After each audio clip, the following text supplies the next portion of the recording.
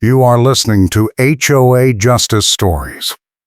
The curb stripe became her favorite excuse. I had maybe 30 seconds before my next stop when Teresa stepped into the street and pointed at my truck like she was calling an airstrike. "I do not care what the last person did," she yelled. "That is reverse in parking, and you are being towed for the direction your car is facing." I looked at my front bumper, then at her, then at the tow truck rolling up behind her with its amber lights already spinning. This was Chapel Hill, North Carolina, the Heights at Summit Ridge Commons Association, and I was a FedEx-style route driver who could not afford tow delays because every minute cost me money on a contract I was in the middle of finalizing. Teresa Harris stood there in her purple cardigan with the hood up and a stack of orange cones strapped together with a clip in one hand, smiling like she had just won the lottery. The tow driver climbed out and walked over with a clipboard and a handheld plate scanner, the kind that beeps when it locks onto a plate. Teresa waved him forward like she was directing traffic. "Your paperwork is cute, mine has a letterhead," she said. And she pulled a folded sheet from her cardigan pocket. I kept my hands open and my voice calm, because the real move was still ahead. I asked her what rule I had broken. She tapped the paper. "The new parking map," she said. "Everyone got one." "I did not get one," I said. She shrugged. "That is your problem, not mine." The scanner beeped 3 times and the driver looked at Teresa. She nodded. He unhooked the wheel lift from the back of the truck and started positioning it under my rear axle. I said I needed 5 minutes to call my dispatcher and check the permit decal on my windshield. Teresa laughed. "If you make me repeat myself, it gets more expensive," she said. The tow driver did not look at me. He just kept working. A landscaping contractor was trimming hedges 2 houses down, pretending not to listen, but I saw him pause and look over. I pulled out my phone and snapped a photo of the scanner screen while the driver was crouched down. He did not notice. Teresa noticed. She stepped closer. "What are you doing?" she said. "Documenting," I said. She rolled her eyes. "Your documentation does not mean anything here," she said. "This is private property and I am the gate access administrator." I asked her if that meant she could tow anyone for any reason. She smiled again. "If the rule says so, yes. If you make me repeat myself, it gets more expensive." The lift locked in and the driver started raising the rear wheels. I asked him how much the tow was going to cost. He said $250 for the tow and $75 for the immobilization fee.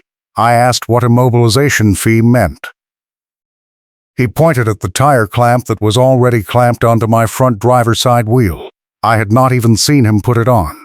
Teresa said the clamp stays until you pay the full balance, and if you try to remove it yourself, that is another $500. I checked my watch. I had a notary appointment booked in 2 hours, and missing it would delay my sworn statements for weeks. Because the notary only worked Tuesdays and Thursdays, and I needed those statements to close the contract.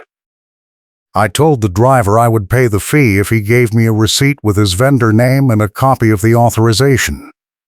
He looked at Teresa. She shook her head.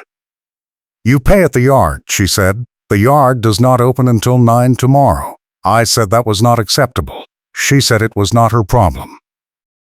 The driver finished lifting the rear wheels and started securing the chains. I took another photo. Teresa stepped in front of me. "You are harassing a vendor," she said. "I will call the sheriff." She pulled out her own phone and dialed. I heard her say there is a driver refusing to comply with a lawful tow and he is filming the vendor without permission. I did not argue.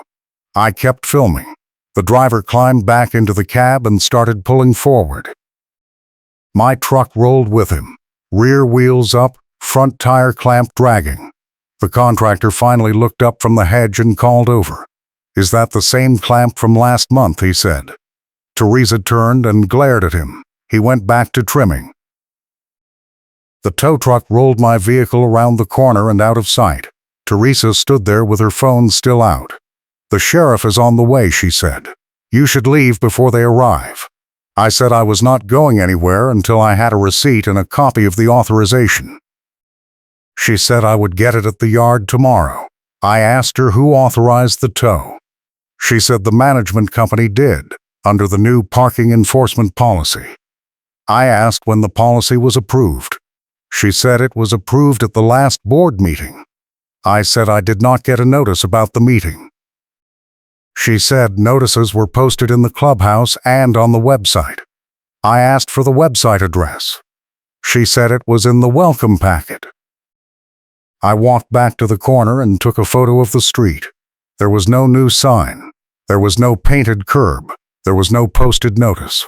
The pavement was still wet from the storm earlier, and a few orange cones were scattered near the entrance, but none of them had any markings. I walked over to the clubhouse. The door was locked. I tried the side window. Through the glass I could see a bulletin board, but it was empty except for a single flyer about trash pickup. I took a photo of that too. A sheriff cruiser pulled into the parking lot. A deputy got out and walked over. Teresa was already talking to him. I waited. The deputy asked me what was happening. I explained that my truck had been towed for parking in the wrong direction, and I had not received any notice about the rule. He asked Teresa for the authorization. She handed him the folded paper. He read it and handed it back. "This is just a memo from the management company," he said. "It does not have a violation code or a board resolution number." Teresa said the board approved it last month. The deputy asked if she had the meeting minutes. She said they were on file. The deputy looked at me. "Do you live here?" he said. I said I was making a delivery. He said, "If you do not live here, this is a civil matter between you and the HOA, and I cannot do anything unless there is a criminal complaint." Teresa said there was a criminal complaint. He was harassing the tow vendor. The deputy asked if the vendor wanted to file a report. Teresa said the vendor already left. The deputy shrugged. "Then there is no complaint," he said. He got back in his cruiser and drove off. Teresa turned to me. "You are trespassing," she said. "If you do not leave right now, I am filing a restraining order." I asked her how I could be trespassing if I was making a delivery. She said the delivery was over, so I had no reason to be here. I checked my watch again. I had 90 minutes until the notary appointment. I told her I would be back tomorrow with a lawyer. She laughed. "Your lawyer is going to tell you the same thing I am," she said. "This is private property, and the HOA has the right to enforce parking rules. If you make me repeat myself, it gets more expensive." I left. I drove to the notary office in my personal car and made the appointment with 10 minutes to spare. While I was waiting, I called a retired police officer I knew from the neighborhood, a guy named Ed who had been on the Chapel Hill force for 25 years before he retired. I told him what happened. He said it sounded like Teresa was abusing the tow contract to make the tow company act first and ask questions never. He said the key was to get a copy of the actual board resolution that approved the parking rule, because if it did not exist, the tow was illegal. He also said I should file a police report for the earlier incident where Teresa had tried to block me from entering the community last year. I said I already had a police incident number from that. He said, "Good, keep it handy." After the notary appointment, I went home and started building a timeline packet. I printed every email I had from the HOA, every notice, every permit confirmation, every receipt. I matched them to dates. I took screenshots of the HOA website showing that there was no new parking map posted. I printed photos of the street with no new signs. I printed the photo of the empty clubhouse bulletin board. I printed the photo of the handheld plate scanner screen. I put everything in a binder with tabs. By midnight, I had 40 pages of evidence. If you are enjoying this story, hit that like button and subscribe for more HOA drama and satisfying payback. The next morning, I drove back to the tow yard. It was a chain-link lot on the edge of town with a trailer office and a gate that said cash only. I walked in and asked for my truck. The clerk said $325. I asked for a receipt with the authorization details. She handed me a slip of paper with a handwritten total and no vendor name. I said I needed a proper receipt. She said that is what we give. I paid with a credit card anyway, because I wanted the transaction record.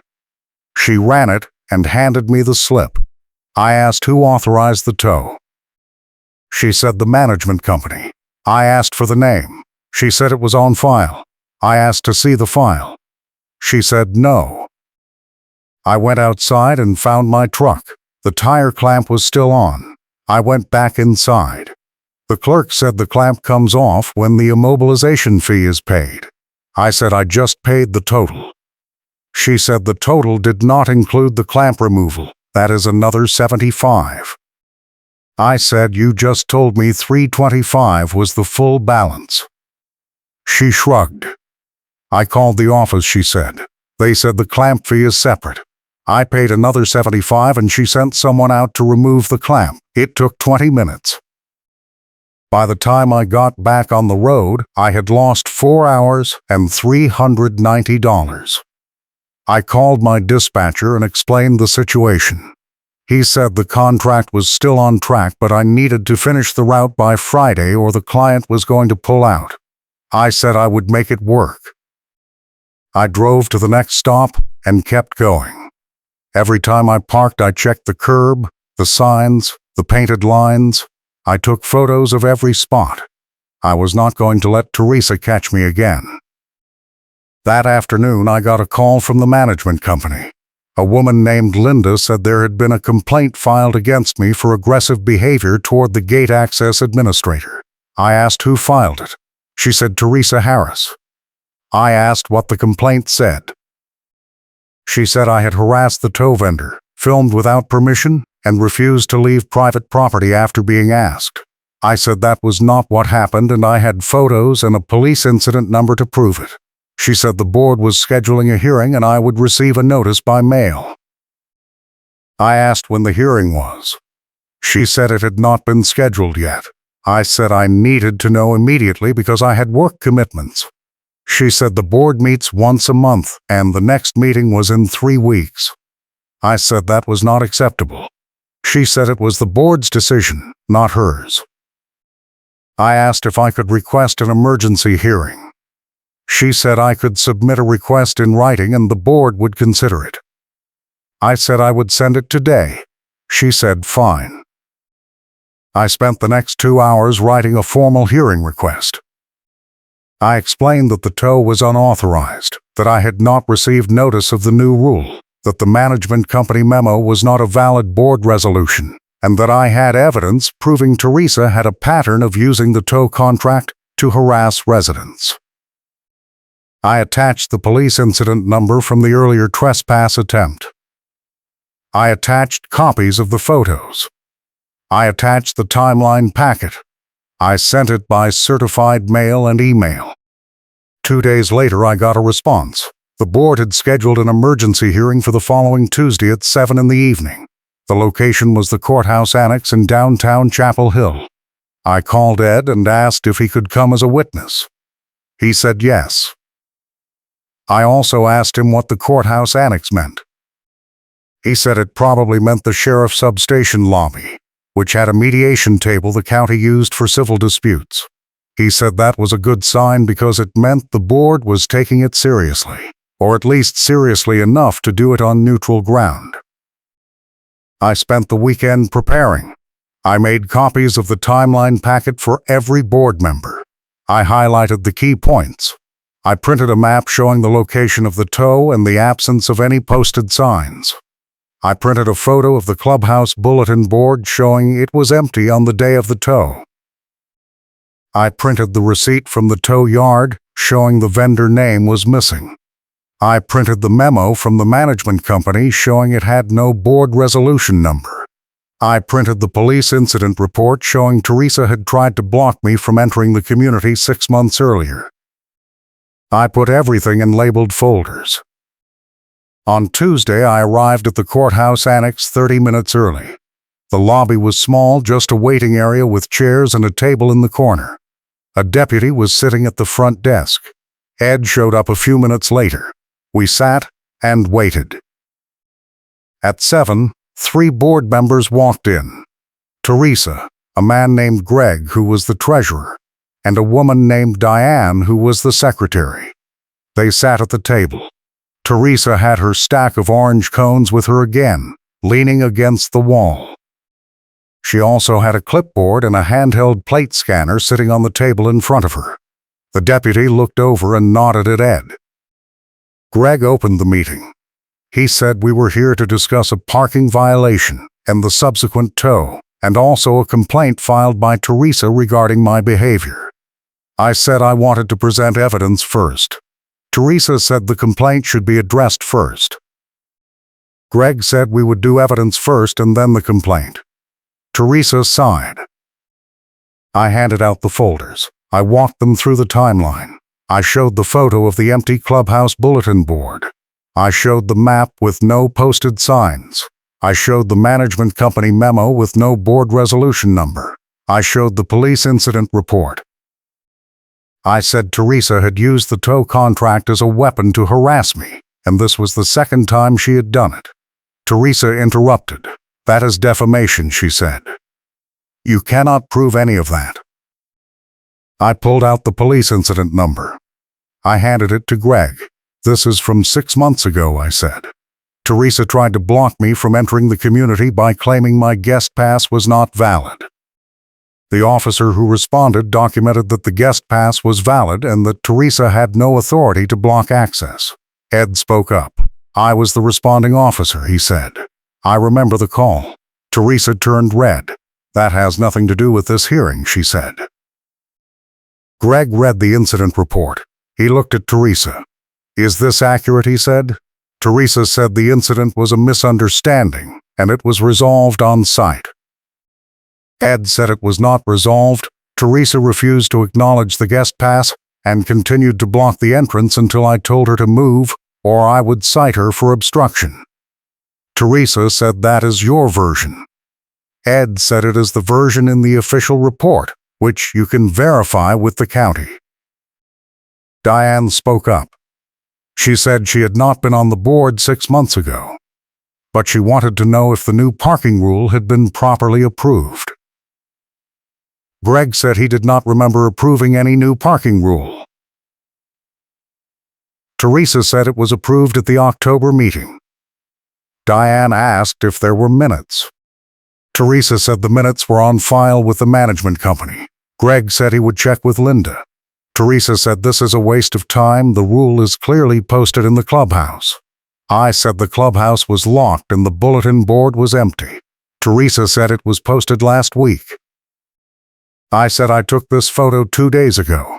I showed her the timestamp on the photo. She did not respond. Greg said he was going to call Linda and put her on speaker. He dialed. Linda answered. Greg asked if there was a board resolution approving a new parking rule. Linda said she would have to check the file. Greg asked her to check now. She put him on hold. 2 minutes later, she came back.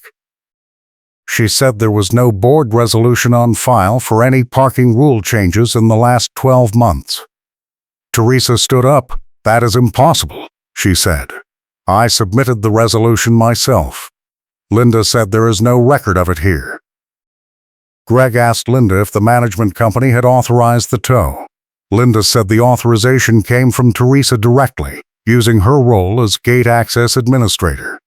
Greg asked if Teresa had the authority to authorize tows without board approval. Linda said the management company assumed she did, based on her role. Greg said that is not how it works.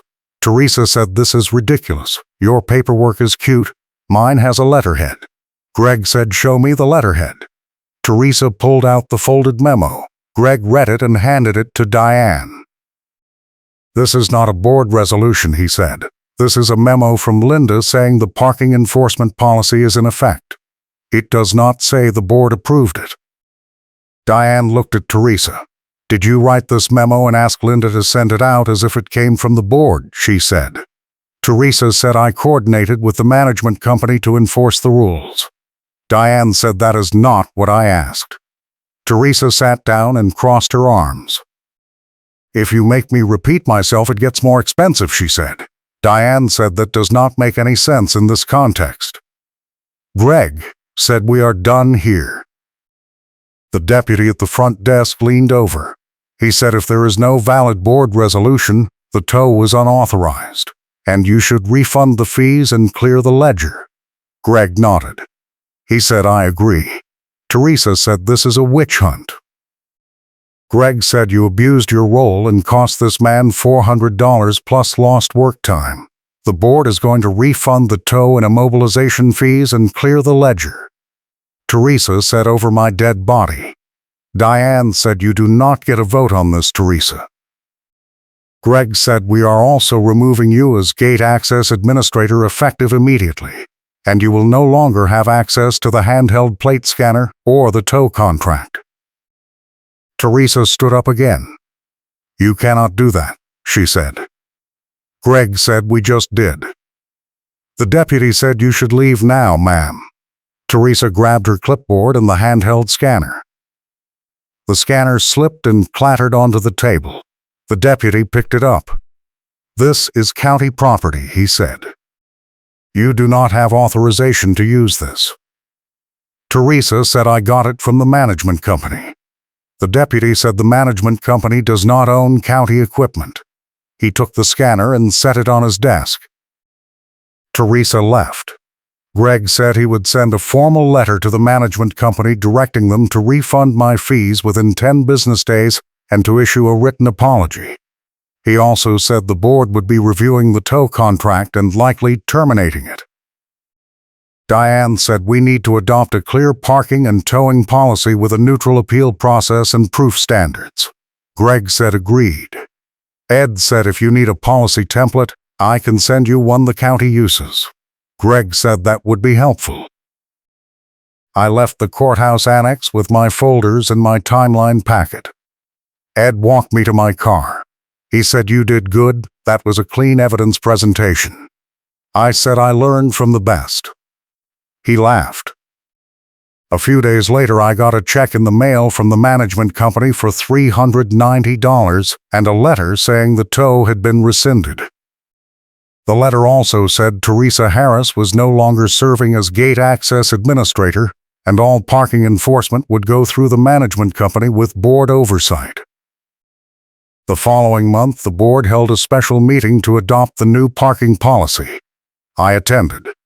Teresa was there, but she sat in the back and did not say anything. When it came time for public comment, I stood up and asked the board to read my evidence packet into the minutes so it became part of the official record. Greg said we will do that.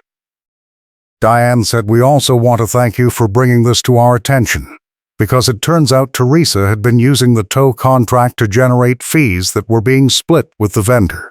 The management company is auditing the accounts now. That was 6 months ago. The HOA has not bothered me since. Teresa is no longer on the board, and she lost her role as meeting chair, which means she lost the microphone control she used to dominate every discussion.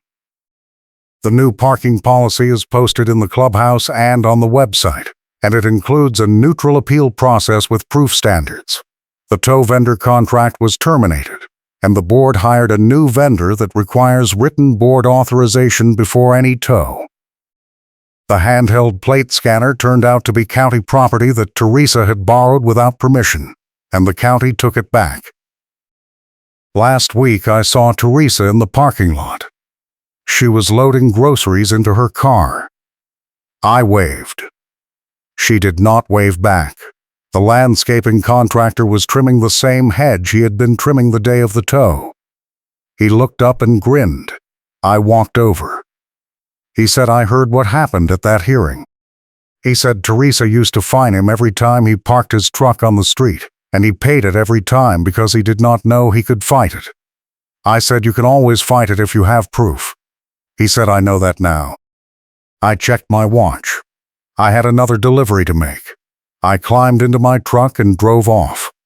The contract closed 2 weeks later, and I made enough to cover the lost time and the tow fees and then some.